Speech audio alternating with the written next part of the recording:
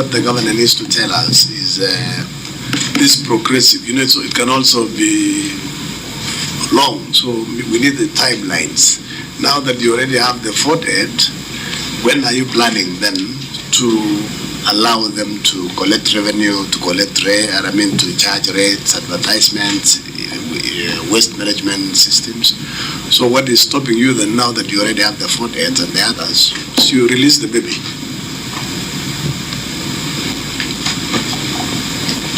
Senator Chair, mine is similar to what Kisang is saying. I'm just wondering if the governor can tell us the biggest challenge that he's facing in transferring the functions, because it is to his advantage, Chair, when he has 3 municipalities operationalized and given their semi-autonomy, it will be to your advantage. What is the biggest challenge that you cannot release them now? I agree with you on that question. In fact, at a personal level, I've always been trying to push this agenda forward. It gives us less headache if the municipalities run as independent or semi-autonomous entities.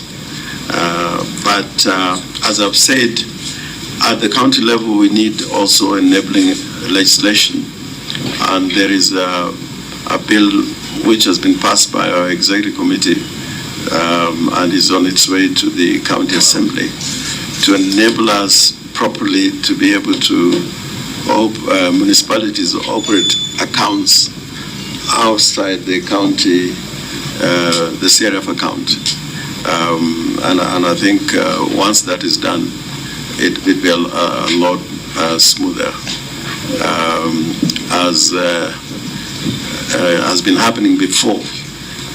These payments are done from the county CRF account, and the process of opening individual accounts for these municipalities need to have a legal basis.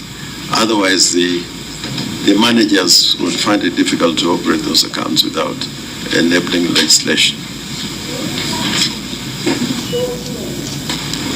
Senator Kisang had asked about the timelines. I think within the next 6 months, this exercise should be complete. Chair, I thought you are guiding the governor that as a county they will agree on the sharing formula of the resources or the revenue from the municipality. I think he has said that there is a bill they have sent to the county assembly. Maybe, Governor, you can tell us whether that bill talks about revenue functions, like revenue sharing between the municipality and the county executive. Yeah, that is very important. We do have in our previous and current budget separate budgetary allocations to the sub-counties. But we need to have a formula which is the basis of this intended legislation or bill, a basis of having a more predictable basis of sharing revenue with our municipalities. Because if it is just left as a matter of discretion on the county government, then they may not be able to have their fair share. The other thing is also for them to have their power and authority outside the county revenue system to collect revenue that is rightly in the domain of the municipalities. So I hope within 6 months this exercise will be complete. Senator Kisang? Chair, the governor said 6 months. Maybe it is good for him to lower the timelines so that he can begin from the next financial year, so that this thing does not become an audit query. So instead of 6 months, he can promise by July, as he begins the new financial year, you can let them go. I take that advice, and on my part, actually, I've been pushing my people that, we really need to make these entities autonomous, and we cannot be controlling them.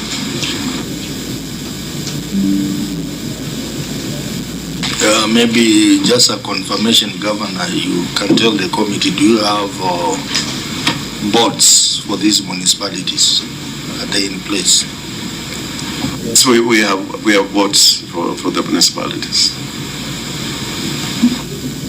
I would like a comment from Dr. Ndungo from Treasury. We had tasked you to follow up on the issue of vote heads in IFMIS, because many counties that appear before us have said that in the current IFMIS setup, it is difficult to create vote heads for municipalities, and therefore that is the reason why county executive would have difficulties in processing payments related to municipalities. So what have you done as Treasury? We had asked you to follow up on that. Thank you, Chair. I think with the process of having separate codes, normally we do the mapping of the county so that they are given the separate vote heads. Just like the Siaya County, they are saying they have separate vote heads, such that now when any payment is made, it is reflected in the name of that county. I think that is a work in progress. We have, for those counties which have requested their separate codes, I think the IFMIS mapped the entities for the separate accounts codes. Thank you, Chair. Senator Topiko, put yourself on record. Thank you, Chair. Mimi ndio Topiko kutoka Kajiado County and a member of this committee. Thank you. Thank you for the excellent. Thank you for the excellent reception in Kitengela. That's on a light note. We are on the issue of independence of the municipalities. So, honorable members, any more query or comment on this matter?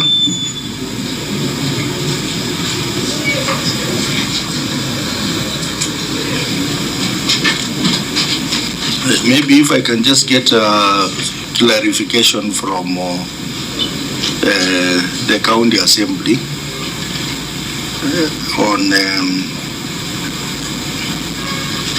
on this matter.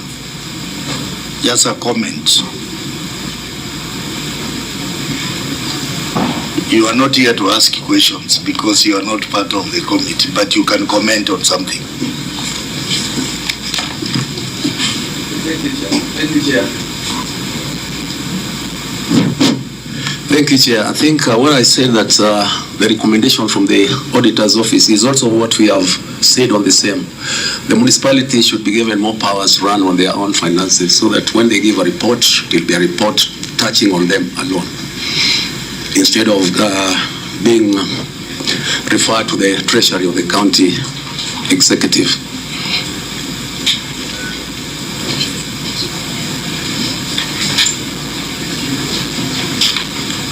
So I see in your report you have talked about 3 months. Yes. From the data adoption of this report. Yes. And the governor said there is a bill coming to you. When that bill comes to you, have you put in place mechanism to fast track that bill?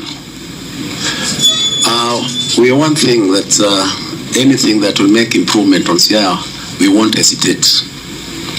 We'll check on it. We'll also get some advice from the experts. We'll act on it.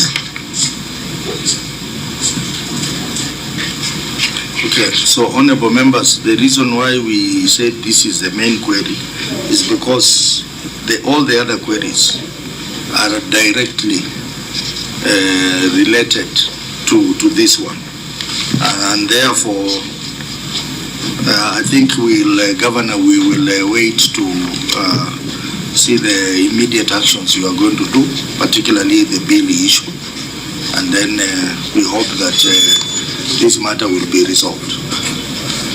So, honorable members, I think we get to the end of municipalities. The other queries and the responses will adapt the written submission. Where we need further clarification, we will do so in writing to the county. So that means we are done with the municipalities, and we now proceed to water. Sibo Water and Sanitation Company.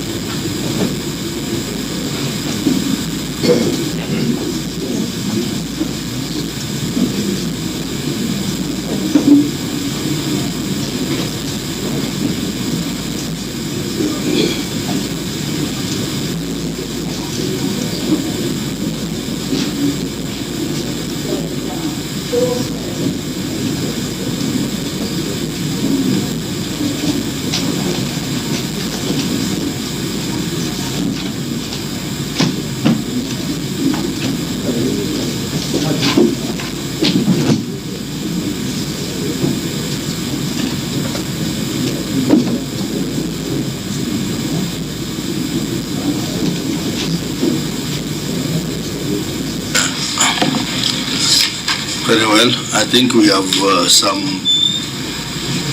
new officers who have joined us, including our former colleague, Professor Odwol. Karibuni sana.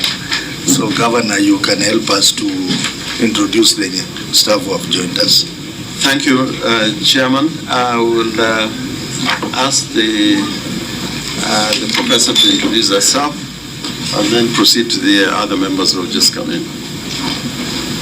Thank you, Chair. Thank you, Governor. Professor Jacqueline Odwol, the County Executive Committee member, Water, Irrigation, Climate Change, and Natural Resources, Siaya County. Thank you, Chair. I'm Adipo Isaiah Wasonga, Managing Director for SIBO, Siaya Bondo Water and Sanitation Company Limited. Thank you.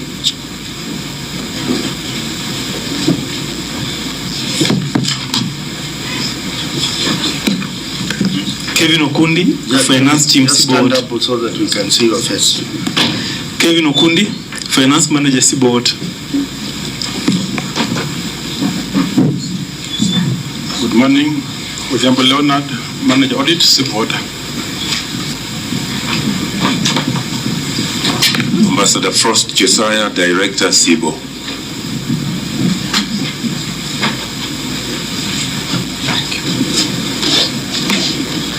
Okay. We have a member who has joined us. Please put yourself on record. Thank you, Chair, members, governing your team. My name is Senator Chimera. I come from Kwale County, member of this committee.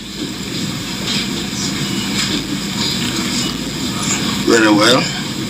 So, Auditor, you can take us through the report, a brief, and then again, I'll give directions on how we'll proceed. Thank you, Chair.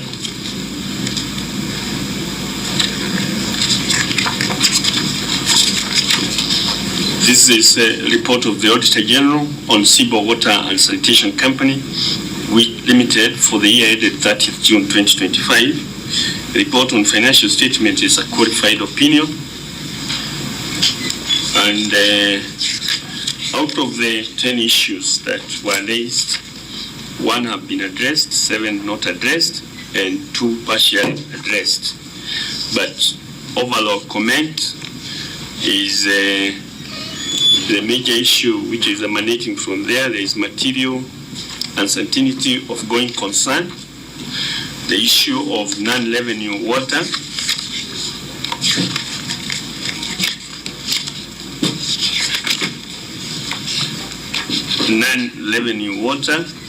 which is at 48%, and the issue on customer deposits which have unreconciled balances.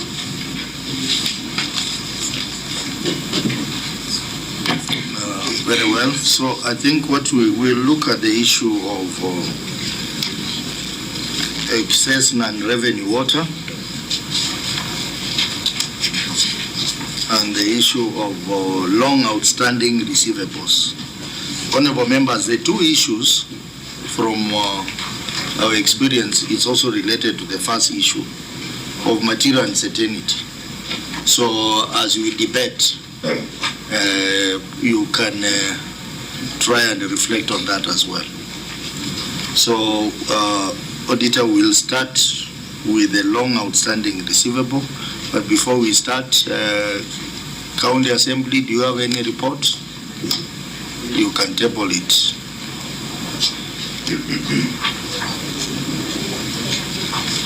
So Auditor, start with the long outstanding receivables. Thank you, Chair.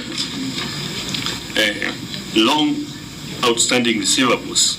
The statement of financial position, and as disclosed in Note 22, the financial statements reflects a balance of Kenya shillings 117,311,125 in respect of trade receivables. Review of the aging analysis schedule reflects an amount of Kenya shillings 105,674,883, or 90% of the customer's debts, which remained uncorrected for a period of over 120 days. Management did not provide evidence on follow-up on the outstanding debtors, casting doubt on the ability of the company to recover all outstanding debts. Further, the movements in headquarter suspense account opening balance from Kenya shillings 2,213,213 to closing balance of Kenya shillings 3,289,475 has not been supported. In the circumstances, the recoverability of Kenya shillings 105,674,893 and accuracy of headquarters suspense account balance of Kenya shillings 3,289,475 could not be confirmed. Very well. Governor, your management response? Yeah, the management response is as follows. The management is currently implementing the strategies which is spelled out in this response, which is aimed at enhancing the recovery of the outstanding debts owed to the company. These strategies have had positive effect or impact, with the outstanding debts reducing from 117 million odd as at 30th June 2025 to stand at 109 odd million as at 31st December 2025. And then there is a table which is in this response showing the areas where the company operates and particularizing the debts that are outstanding in those particular areas. At page 3A, Roman 1, that is pages 88 to 89, we have a debtors report for Siaya, Bondo, Yala, and Ugenya areas as at 31st December 2025. That is up to the close of the second quarter of the financial year 2025-2026. Engagement of an external debt collector to go after our long outstanding debtors, while also offering training and advice to the company's own internal debt recovery unit. This is being spelled out as one of the strategies we are using. A total debt of 1.1 million odd shillings has so far been collected by the external debt collector, focusing entirely on recovery from dormant, cut-off, and sealed accounts. That is where customers no longer are in the service area of the company.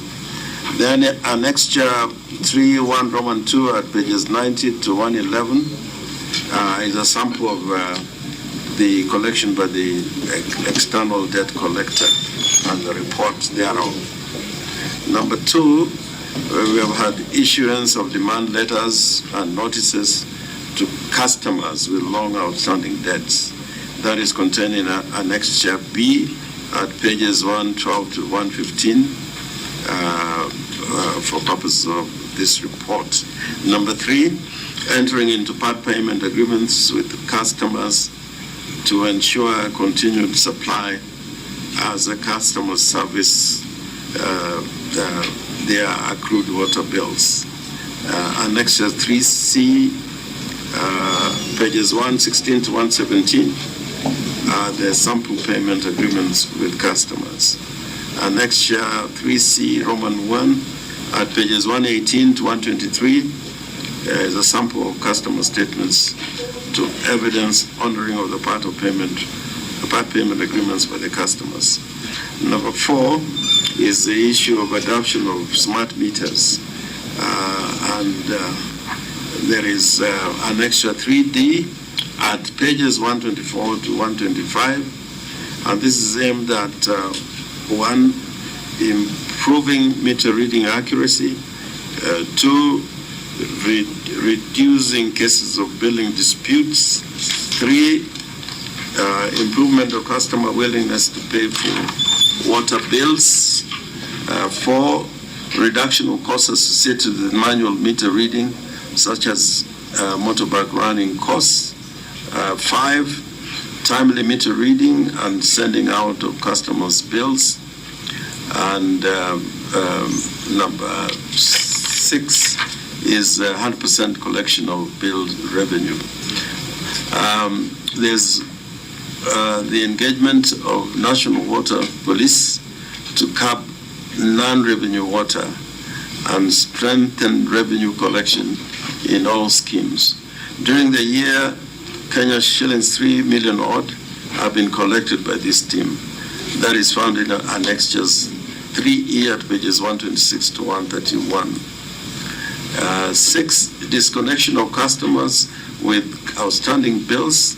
The company, on a continuous monthly exercise, undertakes disconnection exercise of customers with their arrears, and then the same is reconnected or payments or payment or part payment is made. At annexure 3F at pages 132 to 133, is a sample monthly disconnection report. On the headquarters suspense account support schedule, the management has since availed the account statement for the auditor's review, and that is at the appendix, which is found at pages 222 to 253. That is the response. And if there are any further questions, I'll defer to the CEO to answer. Very well. Auditor, what is your comments on the response? There was improvement in correction by 7% from 117 million to 105 million. So we recommend. I think there is a positive improvement in correction of receivables, and having reviewed the response in terms of the strategies the management have put in place, I think if they do go in that direction, the balance will continue reducing. Thank you, Chair. Maybe the CEO through the governor, you can tell the committee how much of these receivables are for institutional entities.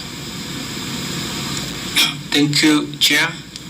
On the receivables, around 40% of them originates from government institutions.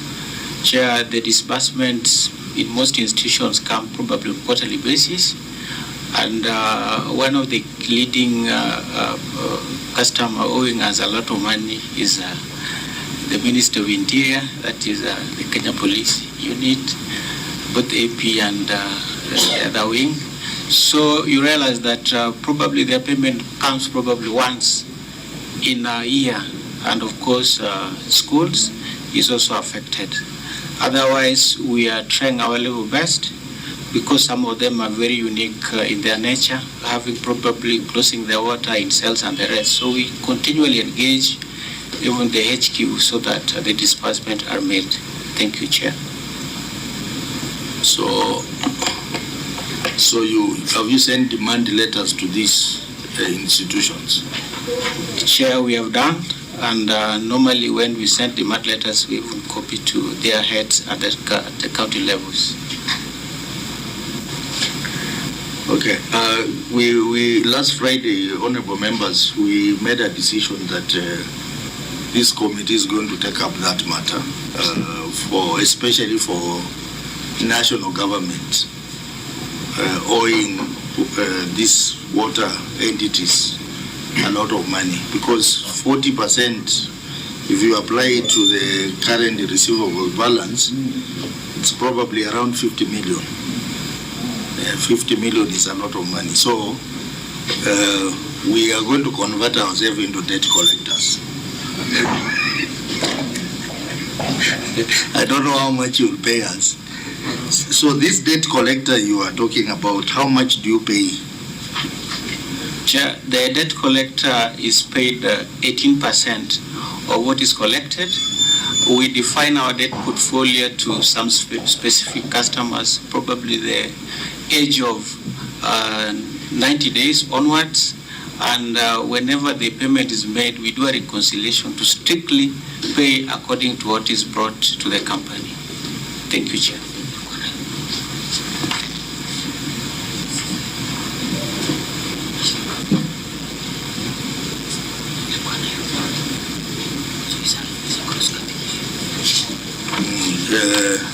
Clerk is just showing me a letter from Nairobi County where they have outstanding receivables from the national government amounting to 440. This is how much? 442 million. It's a lot of money. So I think we can also send us a letter. You indicate all the receivables from national government, because we are soon going to invite them to come and appear before us. why they are not paying water companies or any other institution entity in the county. So, Honorable Member, I open the floor, starting with Senator Mbugua. Maybe the CEO, you've told us what the national government owes. What about the county government? You know, I can start with coming to the governor, and that is the easiest to correct. And also, these 18% which you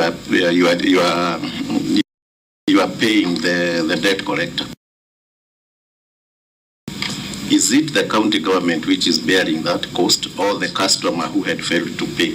Because I don't see why you should be burdening the water company, and the offense was on the person who did pay. Thank you, Chair. The 18% is a cost from the customers, from what is collected. However, the board approved that it's an enticement for us to get that support from the debt collections, since that the more you collect, probably the return is a bit higher.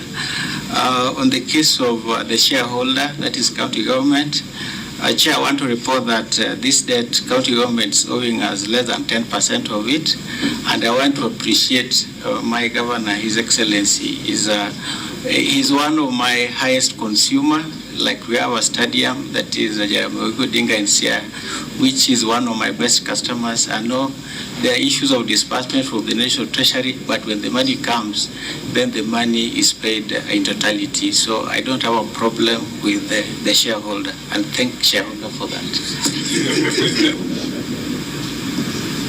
What about the entities we are about to talk to, the hospitals? Thank you, Chair. In our county, that is Sia hospitals, also under the same coffer as the shareholder. So anytime we have the exchequer releases, then the payments are paid. Like currently, our hospitals are owing us nearly less than 1% of these payables. We are a good shareholder.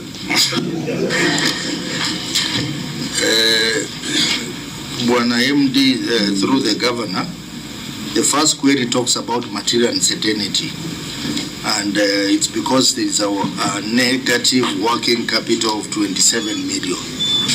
And you know, negative working capital is current assets minus current liability. Basically means receivables minus payables. So what are you doing from the receivables component to manage the negative working capital? Chair, the receivables you get, we try to manage also our liabilities in the company. However, Chair, there are some costs which are fixed, and this is actually affecting operations because we have cases like the operational costs. In Siaya, we have issues of turbidity because we source our water from the rivers, and the issues management of the water sources. And of course, the nature of Siaya County, our water company, we have the high cost of electricity, which is affecting us. Most of our pumping stations, you find there are 3 pumping stations. So, and then we are semi-urban. So at the end of the day, the cost of pumping this water is fixed. However, these 2 issues, that is NRW and high operating costs. So the issue of NRW also has to get a reflection on what we are getting in terms of receivables. And the Chair, the auditor is reporting however much we are high above the required standards.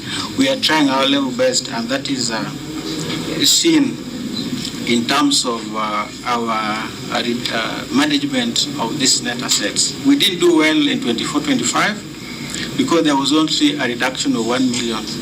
But Chair, I want also to appreciate the support of the county government of Sia, whereby we are now doing the adoption of the green energy, that is solarization.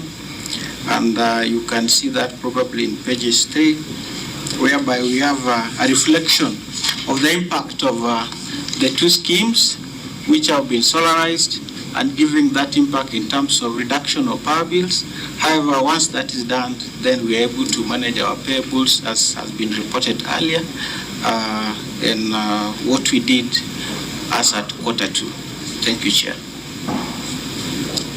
Honorable members, any more questions?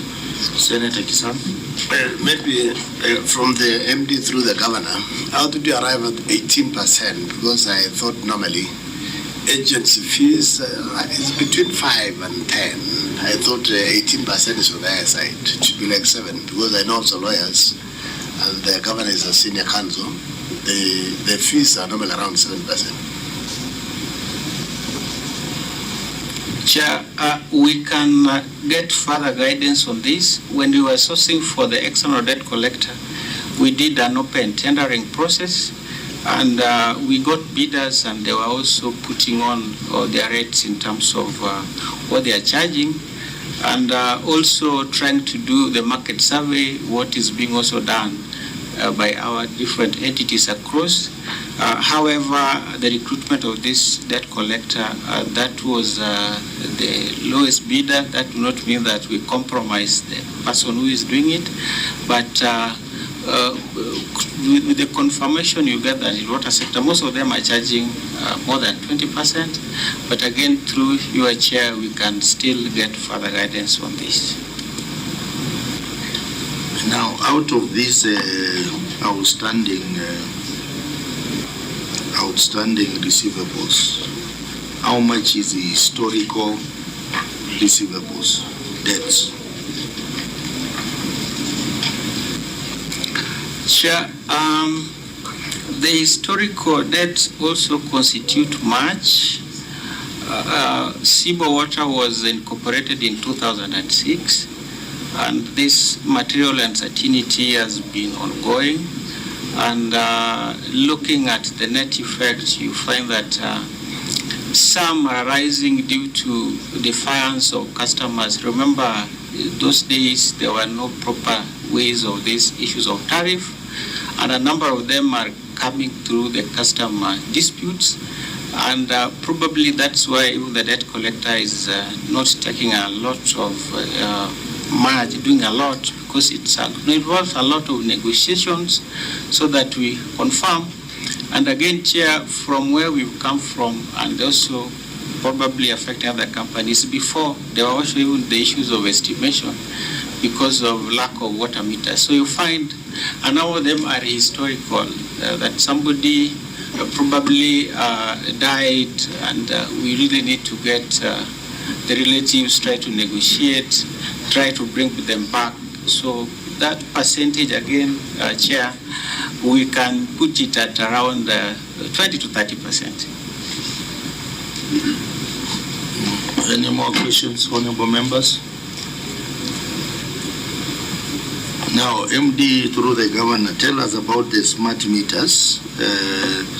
What kind of meters are these? Do they have capability to automatically disconnect customers? That is moving forward. Customers who will not pay you. Do the smart meters give you the capability to disconnect them if they don't pay? Thank you, Chair. The smart meters is real, at real time. What we are implementing in Cibo Water is the valve-enabled smart meters, whereby even where you are there, Chair, you can disconnect a customer without even going to the customer compound. And it's working for us. We did a pilot from a section of our customers. Our customer base is around 19,000, and currently we are talking about around 415 smart meters installed from an area which was billing as low as 300,000. Currently we can report more than 1.1 million. We are looking into that also through the support of the shareholder. However much they are a bit expensive, but there is value for that money because it's real. And again, there is that customer confidence, because you'll only get bill of water as passed through your meters, and you can even monitor your consumption trends real time, Chairman. Thank you. Maybe at this point I can have a comment from the county assembly. Just a comment.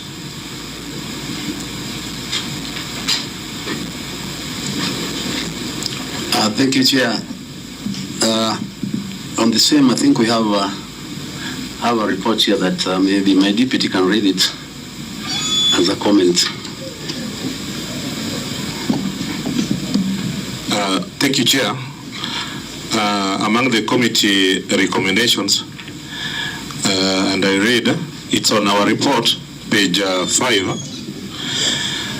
The management of Sia Bondo Water and Sanitation Company Limited, in collaboration with the county government of Sia, should urgently implement comprehensive financial and operational reforms aimed at restoring the company's financial sustainability and ensuring continued service delivery. Thank you, Chair.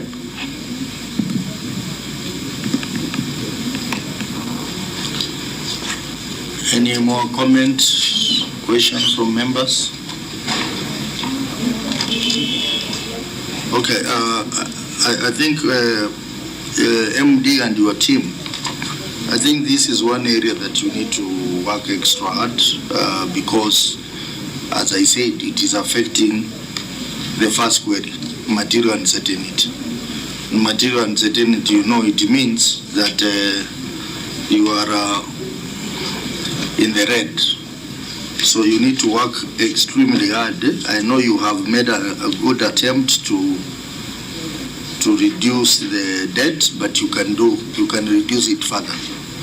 As I said, this committee will take an exercise to try and push national government to pay utility bills to the counties like this one. But in the meantime, you need to do your part, because this will help us deal with query number 1 and also deal with the query on payables. Outstanding payables. But on the outstanding payables, which we are not going to dig deep into it, we just want you to tell the committee on the position in regards to Lake Victoria South Water Services Board. How much money are they claiming from you, and on what basis?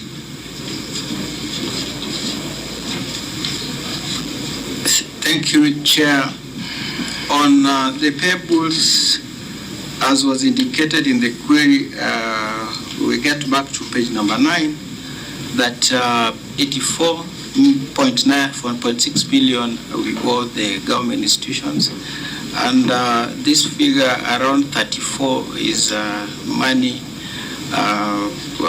which is to be payable to Lake Victoria South.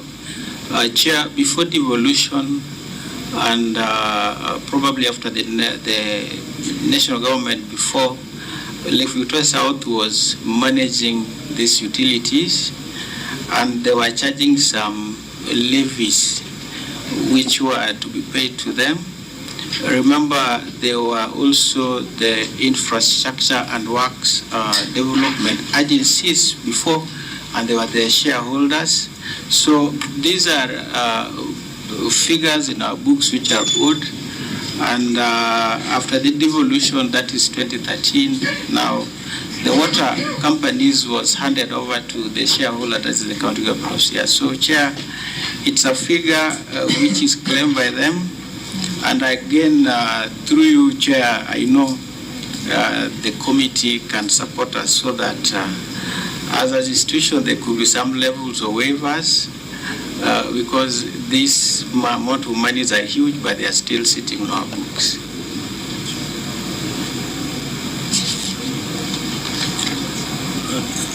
I think that's another area that the committee has agreed to intervene, because the interface between the water service providers and the water regional bodies and the debts, historic debts, we'll be looking at that as well.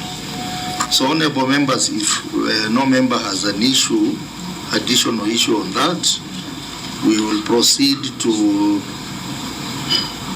the matter of excess non-revenue water, which is on page 14 of the response document. Auditor? Thank you, Chair. Report on lawfulness and effectiveness in use of public resources, excess non-revenue water. During the year under review, the company produced a total of 2,078,420 cubic meters of water, out of which 1,071,803 cubic meters was sold or billed to customers, resulting to non-revenue water of 1,006,617 cubic meters, or 48%, which is 23% above the allowable loss, contrary to Water Services Regulatory Board (WASREB) Schedule E, which provides for non-revenue water level at 20% as good, 20 to 25% as acceptable, while above 25% as not acceptable. The significant level of non-revenue water is an indication of inefficiency and ineffectiveness in use of public and water resources, which may negatively impact on the company's profitability and its going concern. In the circumstances, the management was in breach of WASREB guidelines. Very well. Excellency, the management response. With the permission, Chair, would I be, in order to defer the reading of the response to my good professor here. Thank you, Chair. The management response. Management acknowledges the auditor's observation on the high non-revenue water level of 48.43 recorded for the year ended 30th June 2025, which is above the acceptable benchmark of 25% as provided by the Water Services Regulatory Board. However, it is important to highlight that this represents a significant improvement from the 55% non-revenue recorded in the preceding financial year, 2023-2024. This denotes a 6.57 percentage point reduction, equivalent to an improvement of approximately 12% in non-revenue performance year on year. Currently, the prevailing non-revenue rate stands at 40% as at close of quarter 2, 31st December 2025. This represents a 15% drop from the 55% non-revenue rate recorded as close of financial year 2023-2024. And Chair, on the table we have reflected the rates and the reduction percentages, Annex 8, pages 194 to 195, the non-revenue report for quarter 2. This positive trajectory demonstrates that the company's ongoing interventions are yielding measurable results towards non-revenue reduction and improved operation efficiency. To consolidate these gains and achieve further reductions, management has implemented and continues to strengthen the following measures. 1. Capacity building and non-revenue awareness. In the year under review, the company conducted specialized non-revenue training workshops for technical staff across all schemes. These covered leak detections, pressure zoning, data reconciliation, meter accuracy testing, and customer mapping. This has enhanced internal capacity to identify and respond promptly to both physical and commercial losses. On 2, network rehabilitation and proactive maintenance, the company has identified and repaired recurrent burst-prone sections in critical transmission and distribution mains, notably in Siaya, Bondo, South Sakwa, and Asembo schemes. The repairs have stabilized system pressures and reduced physical losses, contributing to observed 6.57% reduction on non-revenue. On energy reliability through solarization of production and treatment plants, such as Abura and South Sakwa, has reduced reliance on grid electricity interruptions. This ensures steady water production and pressure consistency, minimizing pipeline depressurization, which is a known contributor to bursts and leakages. On commercial loss control, the company has identified customer identification surveys and meter verification, identifying illegal connections and defective meters. Preliminary data indicates a 5% increase in bill consumption volumes compared to the previous year, confirming improved data integrity and billing coverage. And on strategic monitoring and performance review, non-revenue performance is now tracked monthly through a non-revenue water task force, which reviews production versus sales data, identifies anomalies, and initiates corrective action at scheme level. Management reiterates its commitment to progressively reducing non-revenue water through a combination of technical, operational, and managerial interventions. The improvement from 55% to 40% demonstrates the strategies adopted are both effective and sustainable.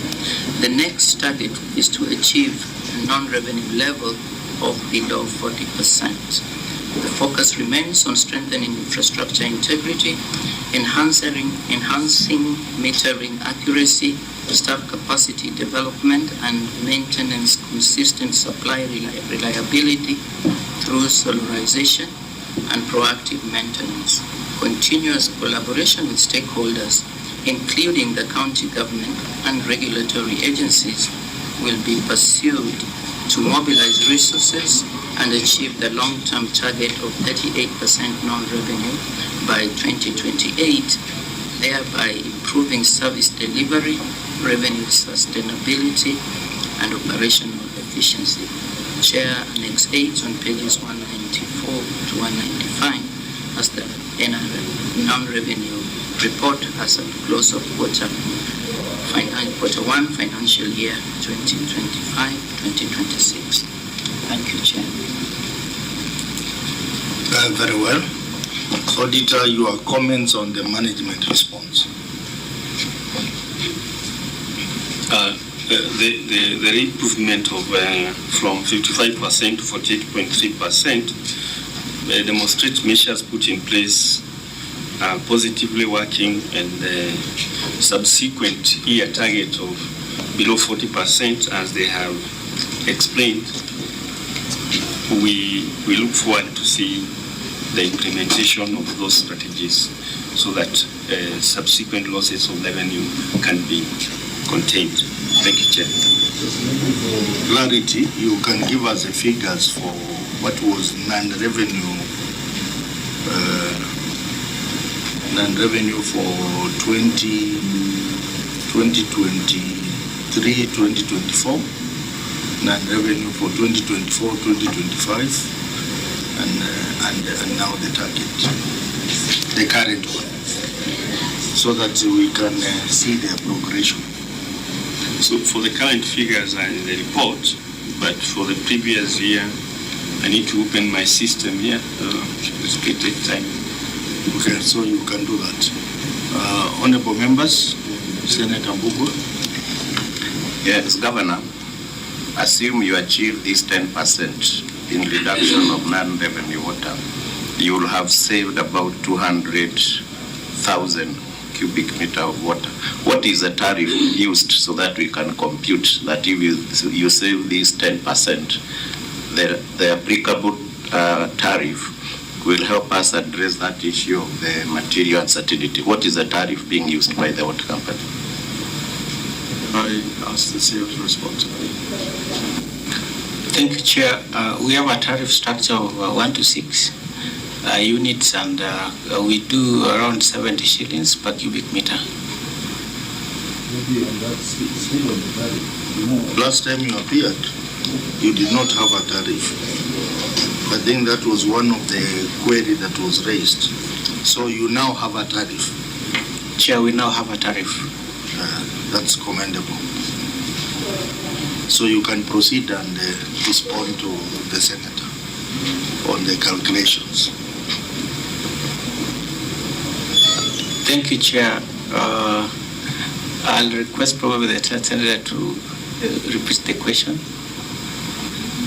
The strategy you've given is that you want to reduce this non-revenue water by 10%,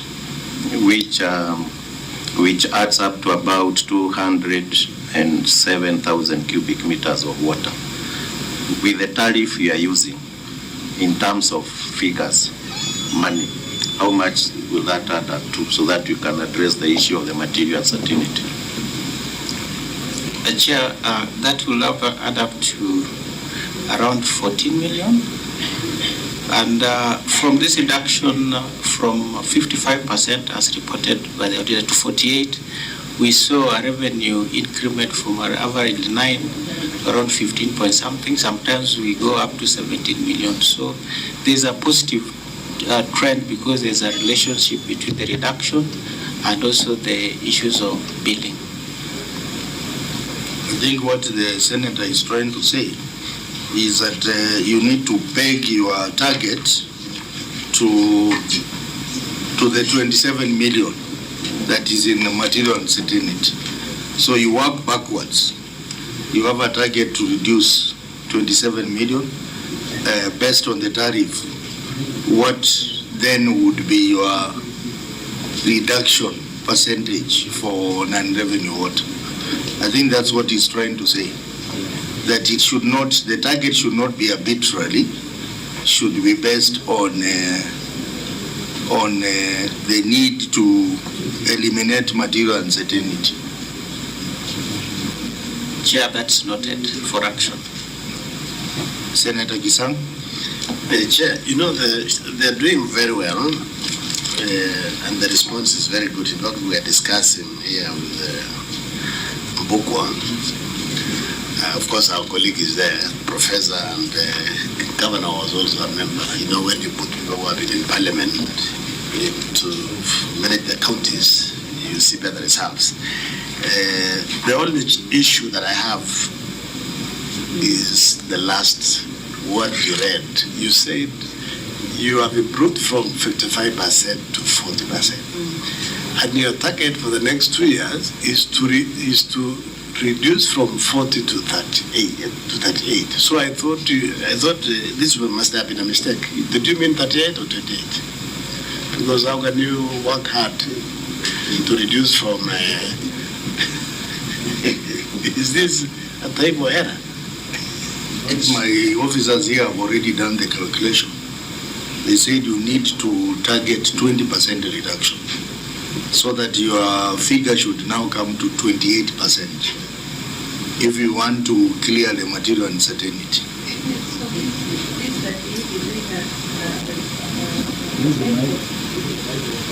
Yeah, Chair. Yeah, I also thought this long-term target is really long. Yeah, I mean, to 38, 2% improvement in 2 years. Chair, thank you. The 38%, Chair, was not an error, though it was arising from our strategic plan, which was 2023-2028. That is what was there, and Chair, 2023 our non-revenue water was 58%. So we were giving it in line with the strategy. However, the strategy can be reviewed because in the second quarter, I think the month of I think there is a problem with the mic. You just need to turn it off. Thank you, Chair.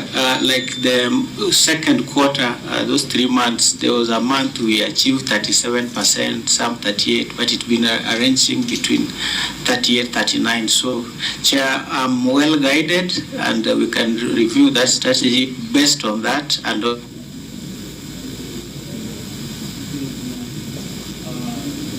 by the clerk, so that we work towards the 28% reduction. That's noted, Chair, for action. Any more questions, honorable members?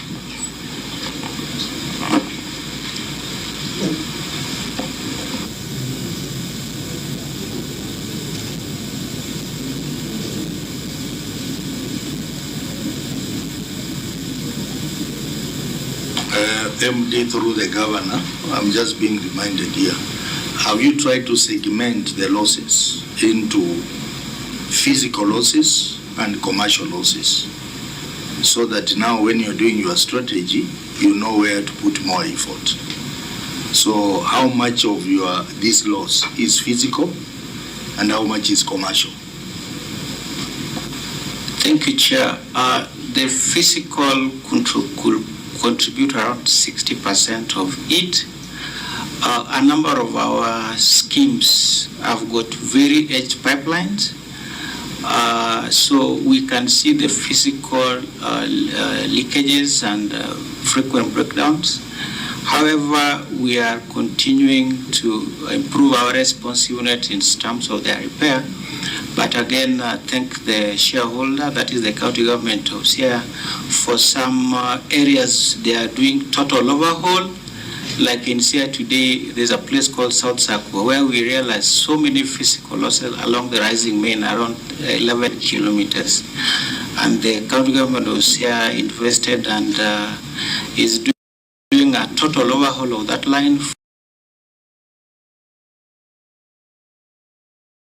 from PVC to HDPE, and was significantly that will make that scheme to reduce. Before it was over 80%, but currently the project is 80%, but we are recording below 30% loss. So also that strategy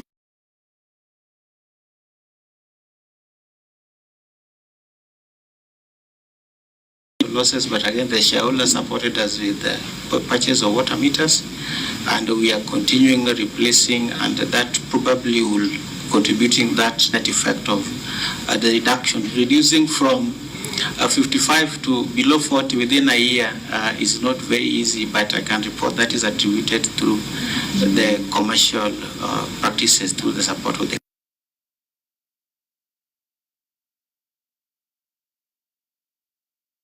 Just for maybe, I wanted to find out if the company has done any cost benefit analysis on the investment. Have they done any? Is there any benefit, or what have they done to see if solars they save anything?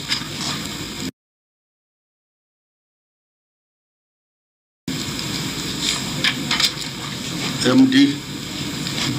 Thank you, Chair. Solarization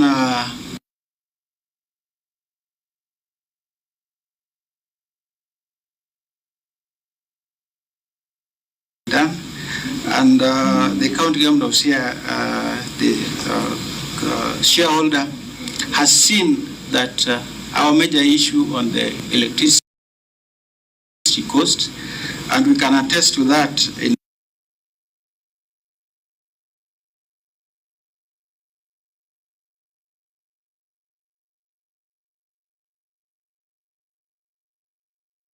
Siaya municipality, and we can see a reduction in terms of electricity cost. That is in page number 4, whereby you find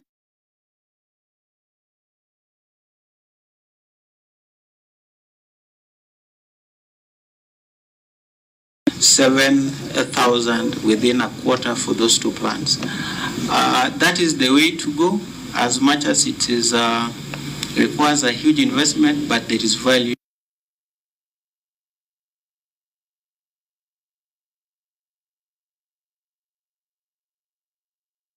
Outages, particularly in the western region, and if one had to, rely entirely on the grid, then service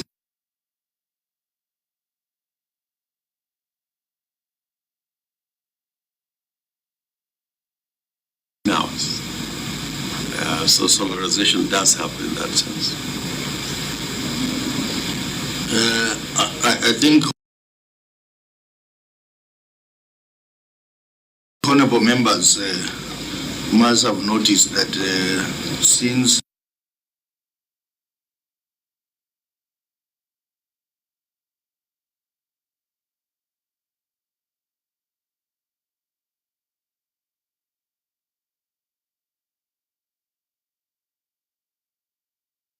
if you look at the unresolved prior year matters, then you'll notice that there is progress. Maybe one thing we want to learn from Siaya, which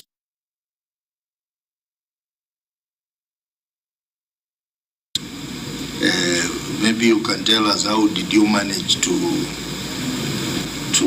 have a new tariff?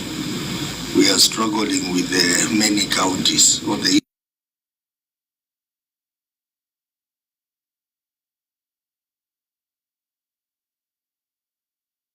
governor. Refer to the CEO. Thank you, Chair. Chair, tariff making process is a concerted effort.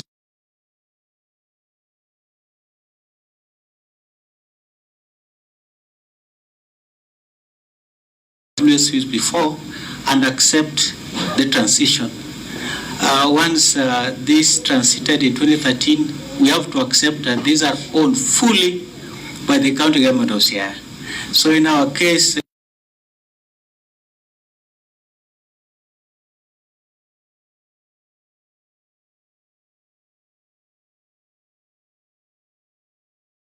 so we involve at that level and also the county assembly of Siaya.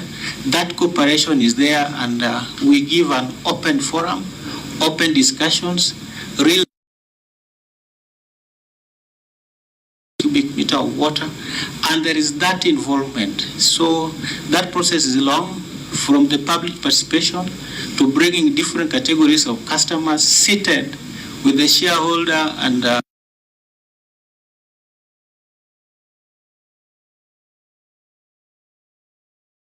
notice of around 30 days, then we are free to receive their views, sit again with the regulator and review, so that whenever it is now passed, there is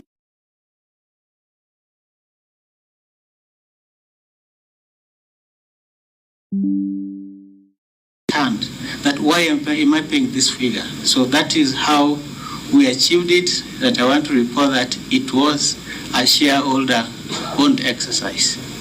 Thank you. Very well, honorable members, we have one more query, but this query, as directed earlier in our previous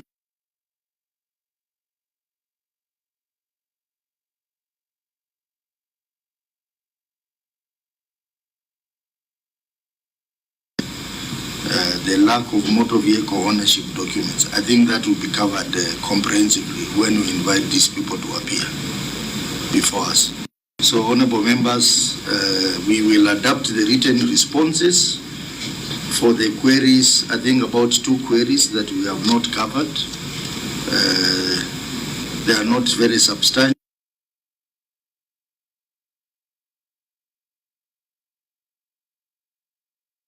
Be achieved progressively. So that being the case, that brings us to the end of the examination of this entity. And now the next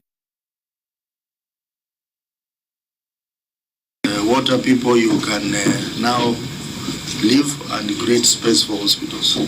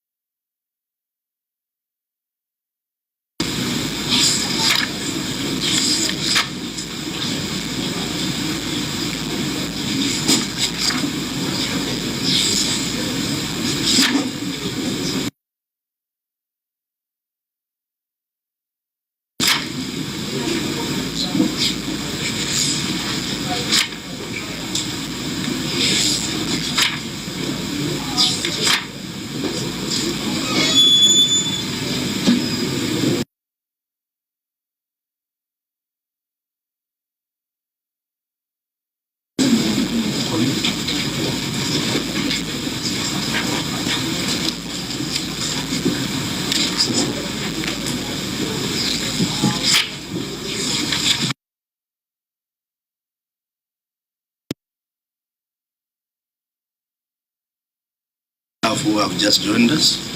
Thank you. Chair, I'll begin with the CC member in charge of health on my right. Can you introduce yourself? Martin Konyango, I'm the CECN for Health and Sanitation, Sia County. Thank you. Chair, I'm Dr. Mondi Owino. I'm the Chief Officer Health, Sia County.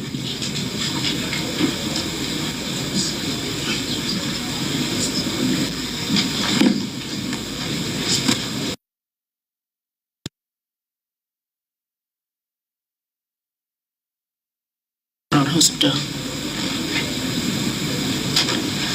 Job Kingsley Otieno, Accountant, Ambira Sub-County Hospital. Chairman. Thanks. I'm Evan Samondi, the Accountant, Gotagulu Sub-County Hospital.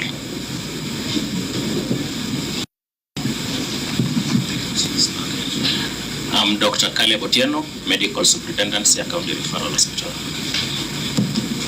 Chair, I'm Dr. Don. Good morning, Chair, committee members. Dr. Goti Evans is my name, Medical Superintendent, Bondo Sub-County Hospital.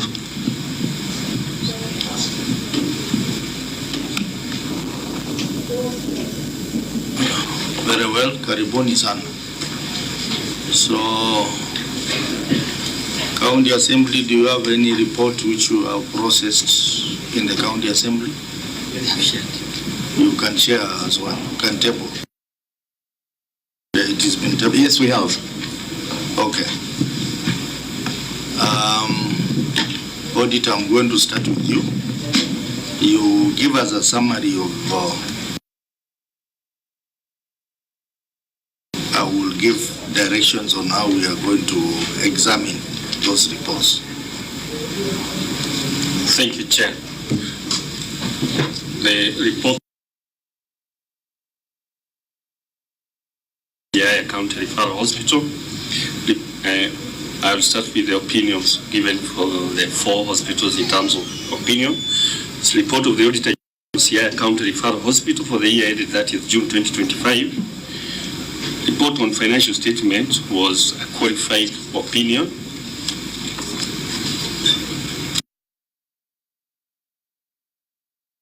Auditor General on Bondo Level 4 Hospital for the year ended 30th June 2025. Report on the financial statements was qualified opinion.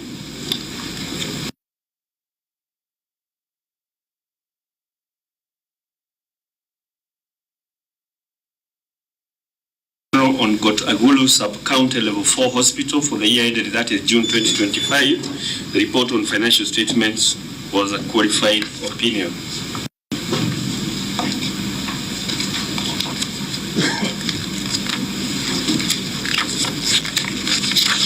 And report of the Auditor General on Abila Sub-County Level 4 Hospital.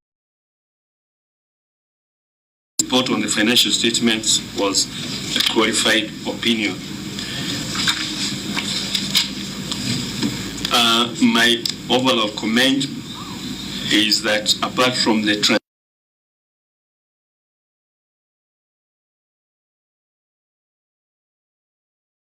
receivables, which is also related to payables, and also there is a conflict between Facilities Improvement Act 2023 with the Siaya County Health Services. Act states that the hospitals should retain 100% of the revenue. The Siaya County Health Services Act indicates that the hospital is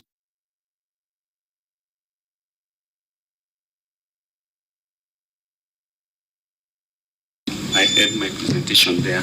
As maybe on that one, which one came earlier? The county legislation or FI? The county registration is 2019, the FIF is 2023.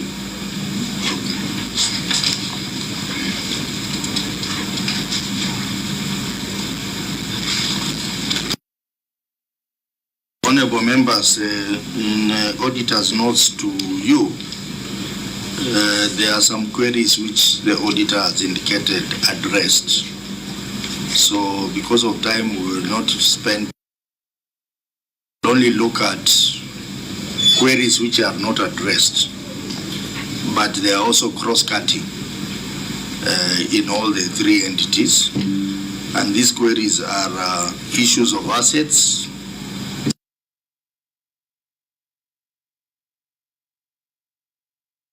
then we have the issue of long outstanding receivables.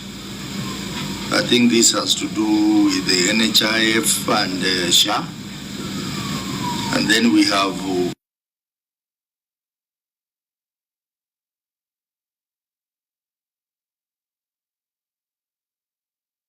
coverage, compliance to the requirements of universal health coverage.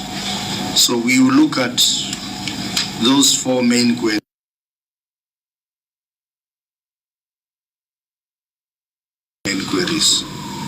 But they will be cross-cutting the three entities. So when you are looking at a particular query, members have an opportunity also to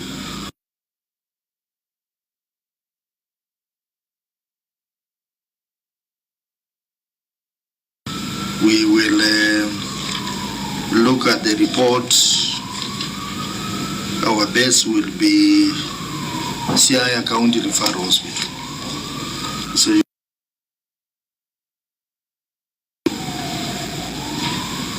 thank you, Chair. Unsupported property, plant and equipment. The statement of financial position, and as disclosed in note 13 to the financial statement, reflects a balance of 164 million.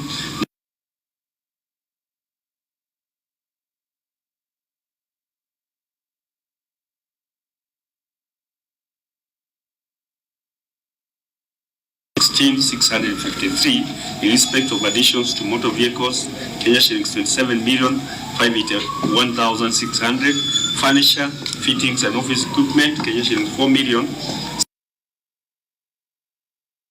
ICT equipment, Kenya shillings 1,766,741, plant and mechanical equipment, medical equipment, Kenya shillings 135,298,670, and other assets, plant and machinery, Kenya shillings 19,796,120 valued and recognized during the previous financial year. However,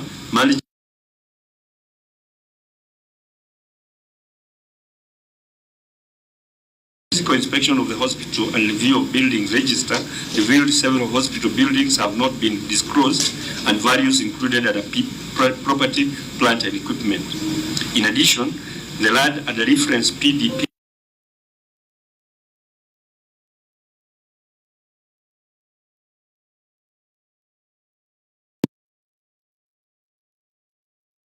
occupied has not been disclosed and value included at the property, plant and equipment, and no ownership document has been provided for audit review. In the circumstances, the accuracy and completeness of the property, plant and equipment balance of Kenya shillings 164,084,314 could not be confirmed.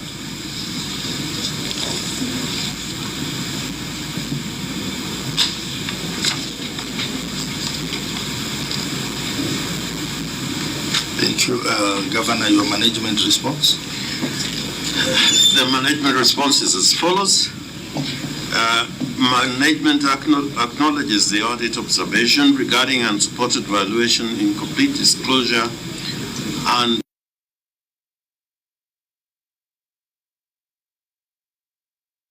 note 13 of the financial statements.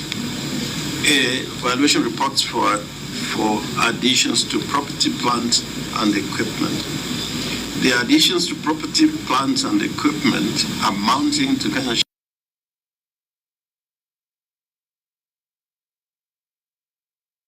the financial year was based on procurement records, supplier invoices, delivery notes, inspection, and acceptance commitment in line with the hospital's internal financial controls and were depreciated and recognized at their net book values. B, and this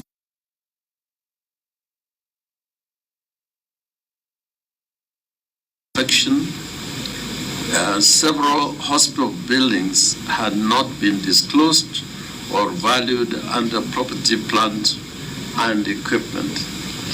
These buildings are developed over multiple years through a mix of government funding, donor support, and county development allocations, some predating the establishment of the hospital.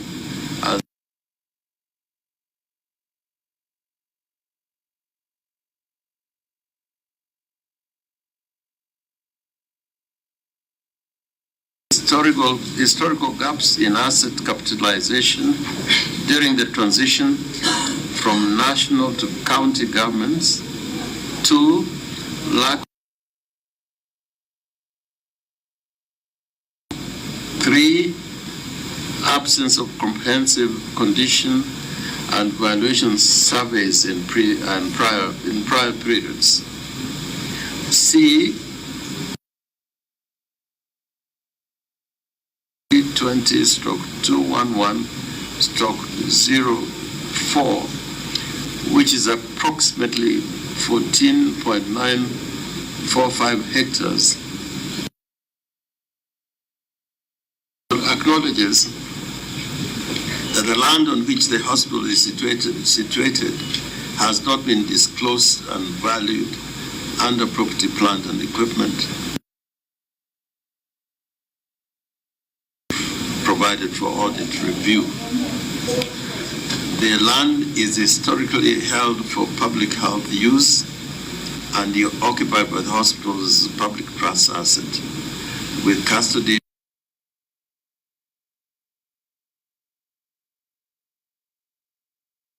Mitigation measures and corrective actions. Management has taken note of the audit finding and commits to the following actions.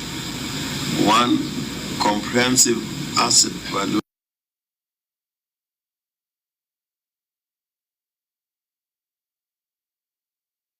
To conduct a full valuation of all property, plant, and equipment, including buildings, plant, machinery, medical equipment, and land. 2, asset register enhancement.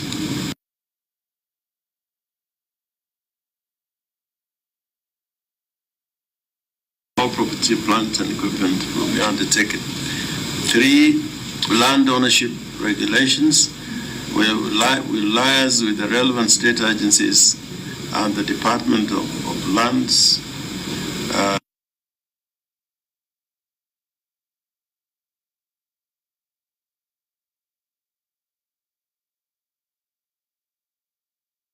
Attached, including a confirmation of boundaries, legal status of PDP number 320/211/4,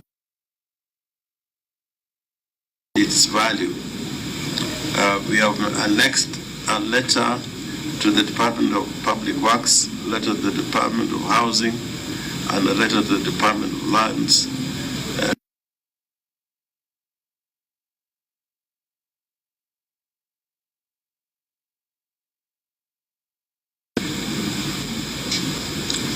Auditor, your comments on the management response. So far, the valuations have not been provided, and the management has not disclosed hospital buildings, neither have their values been included in the PPE movement schedule. Again, the ownership document for the land where the hospital occupies has not been provided.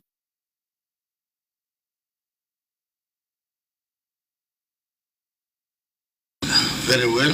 So maybe, Governor, you can comment on the status of the other hospitals in terms of these assets. The other hospitals are really in the same kind of situation. It is a matter which does not just affect hospitals, it affects property.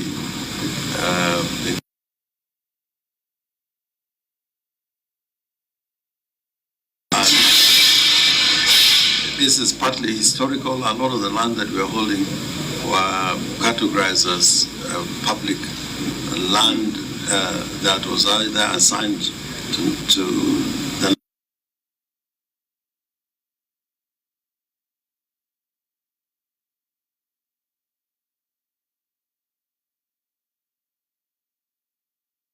counties and with devolution,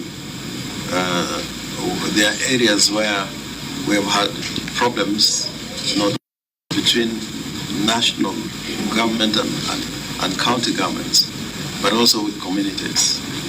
This has the effect of delaying either obtaining registration for parcels of land. It's a long process.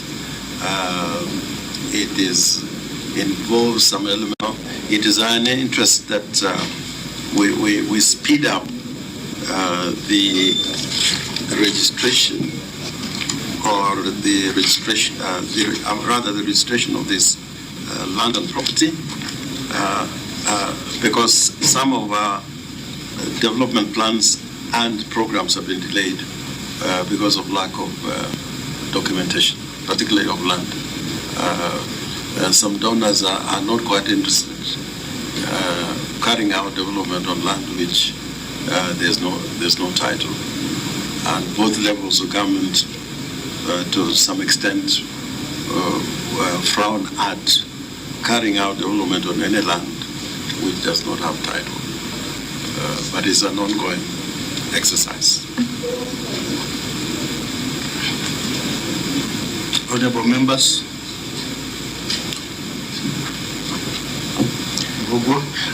Thank you, Chair. Maybe, Governor, on this Abira Sub-County Hospital, I note that there was some correspondences from IGRTC dating back to 2024. Maybe you can tell this committee the progress of your engagement with IGRTC to resolve this issue.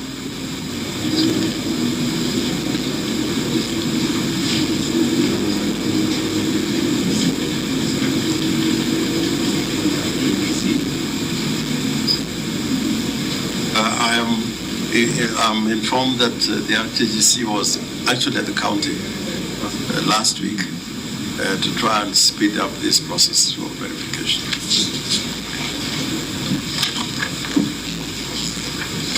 Senator Tobiko. Chair, I think the governor has adequately responded, unless if the auditors have a different opinion.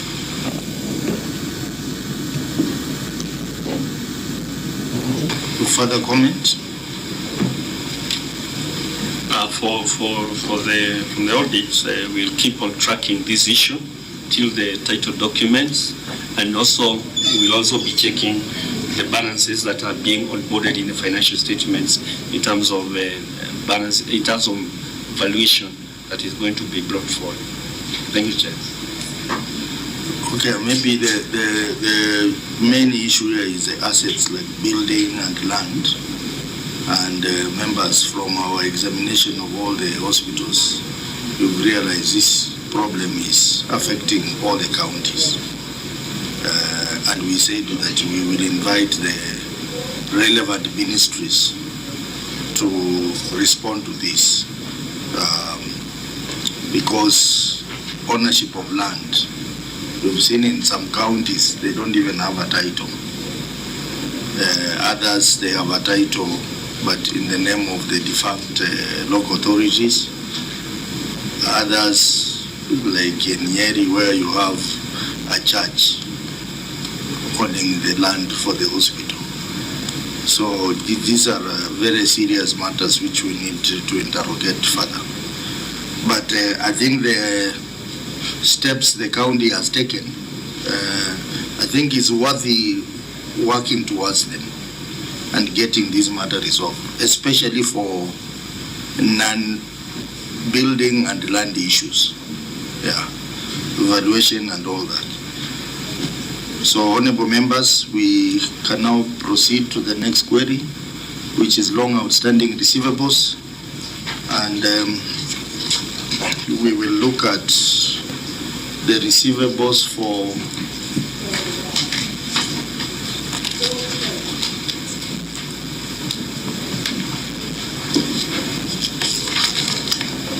Gotagul.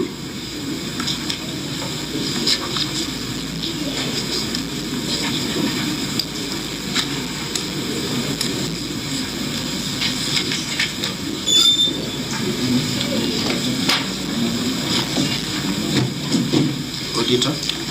Thank you, Chair. Long outstanding receivables, Gotagulu Sub-County Level 4 Hospital. The statement of financial position, and as disclosed in Note 29 to the financial statements, reflects a balance of Kenya shillings 5,387,573 in respect of receivables from exchange transactions. However, review of the aging analysis indicates that receivables outstanding for a period exceeding 1 year amounted to Kenya shillings 4,601,150. These balances have remained uncorrected for over 12 months, and its recoverability remains doubtful. No evidence was provided to show efforts made to recover them. In the circumstances, the recoverability of the long outstanding receivables amounting to Kenya shillings 4,601,150 could not be confirmed. Governor, your management response, and as you respond, you can also comment on the receivable situation for the other hospitals. With your permission, can I ask Dr. Konyango, the CC of Health, CC the response? Proceed.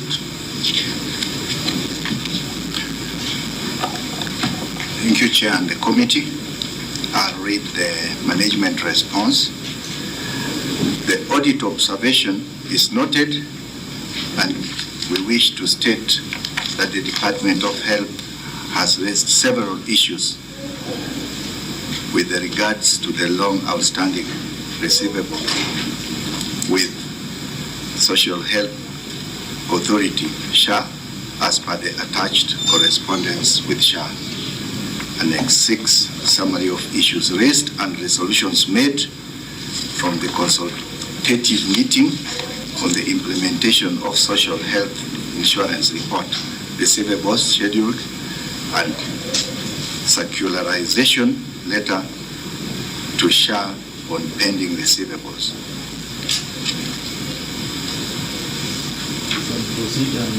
Proceed and comment on the receivable status for Bondo and for Siaya referral.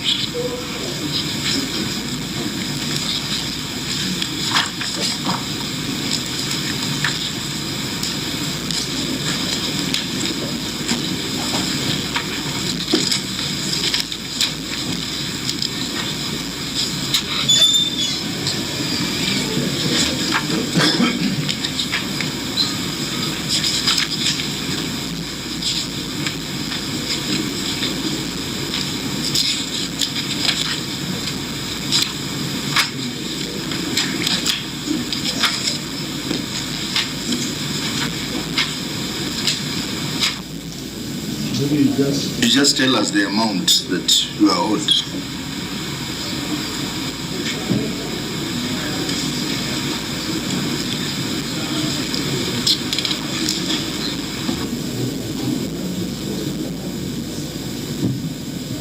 Maybe to that specific question, the answer is that for the entire county, SHA owes us 174 million, and NHIF 87 million, making a total of 261 million.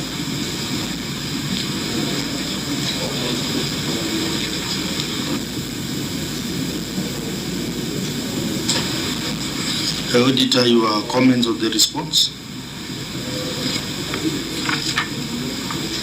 The receivables, as the response has indicated, is from SHA, NHIF, and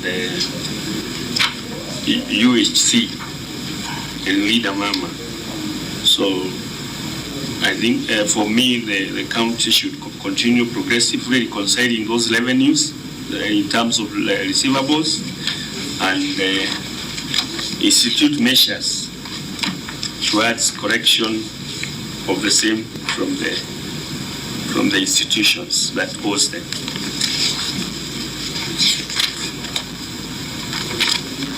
Yeah, I think in this one we really, again, like the other ones we commented, we need an intervention by this committee because health is a very fundamental service to the community, even in terms of the constitution. And the delays of this payment have an impact on how our medical institutions operate. So I would urge the committee that this matter is taken up to impress upon the various authorities running, these services to pay in a timely manner what they owe to the counties, and not just there, but all to the counties. So maybe Chief Officer through the Governor, I have seen a letter that you did to SHA on the 9th of February, where you are indicating that you are owed 343 million shillings. What is the current position? Honorable Chair, we have received certain reimbursements from the date when I wrote that letter. The current figure as of last week, what we are currently owed from SHA is 174.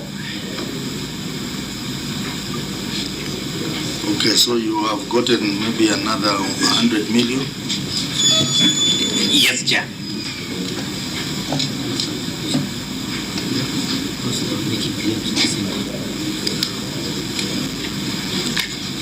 Members? Senator Tobiko? Chair, when we were in Naivasha the other day and we had CS Duale, and he made a presentation on the status of SHA in relation to the various counties. He said there were counties that were doing very well and some other counties were performing poorly. In terms of documentation, he talked about quite a number of claims that they are rejecting. So, Chair, maybe CIA can tell us, or in these various hospitals, what is the amount they have claimed that has been rejected by the authority? I'll ask the CEO to respond to this.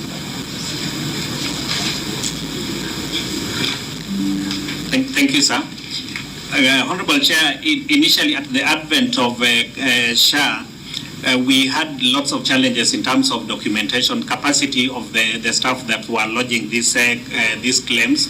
We have worked on that and trained the various clerks who are making the claims from the various facilities, and this runs across the level 4 facilities and even the rural health facilities. We've been able to reduce the level of claims which are rejected for lack of proper documentation, and currently the figure that stands which have not been honored for purposes, for reasons of rejection, stands at 21 million. But we are working with the various facilities to provide the proper documentation for these ones, so that they all are categorized as claims that will be reimbursed when SHA is doing their reimbursements to our facilities, sir. Yeah.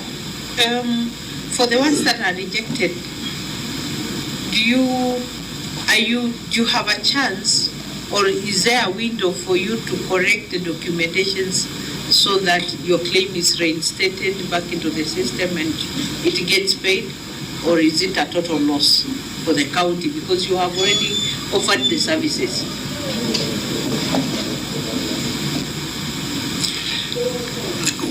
we engage with SHA, and where it is identified, for example, that there was improper documentation, a date was not put when a patient was discharged, then we are able to input that and send over to them. The complaint that we have is that the feedback mechanism is not prompt, so that the hospitals they rectify whatever fault has been identified, but getting back information that this has now been sorted and it will be paid, there is a delay there.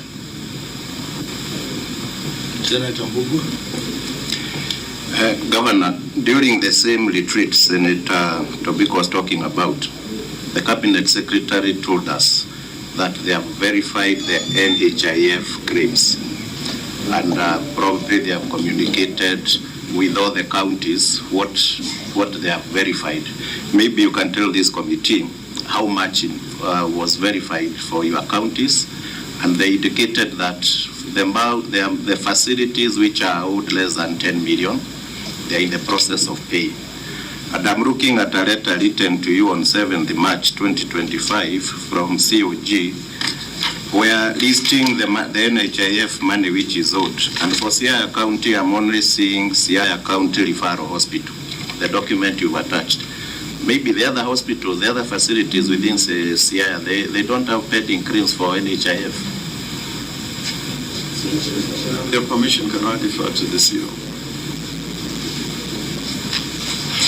Through the chair, we have all the facilities that were benefiting from the NHIF scheme have pending claims that have not been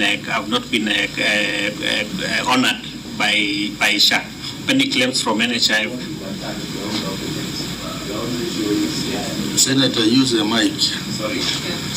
What you've attached, you only show